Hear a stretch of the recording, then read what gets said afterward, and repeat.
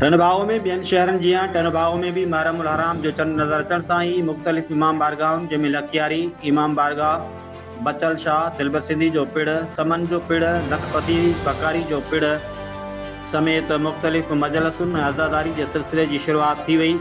अमन ईमान ऐं सिहत समेत मुख़्तलिफ़ इदारनि पारां इंतज़ामनि जो जाइज़ो वरितो वियो। इन सिलसिले में एसएचओ टंडोबागो मोहतरम अनवर लिगारी पारां दौरा कया विया ऐं सिक्योरिटी फोर्सिस जा इंतज़ाम सख़्त कया विया। उन मौक़े ते टाउन कमेटी चेयरमैन खान साहब जमाली जी हिदायतुनि ते बरकत ख्वाजा, मुख्तियार ख्वाजा, शाहिद मेमर समेत सॼी टीम पारां सफ़ाई सुथराई समेत लाइटुनि जो सख़्त इंतज़ाम कयो वियो। होॾां सिविल अस्पताल टंडोबागो जे JMS डॉक्टर वकार ऐं संस अमले पारां मेडिकल कैंपूं लॻायूं वयूं, इंतज़ामनि जो जाइज़ो वरितो।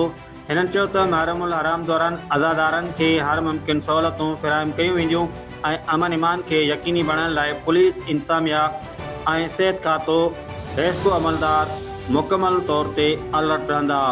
शहर जे मुख़्तलिफ़ इमाम बारगाहुनि ऐं मजलसुनि जे हंधनि ते सिक्योरिटी, सफ़ाई सुथराई ऐं तिबी सहूलियतुनि जा इंतज़ाम मुकमल कया पिया वञनि त जीअं अज़ादारी जा प्रोग्राम पुरअमन माहौल में मुनक़द थी सघनि।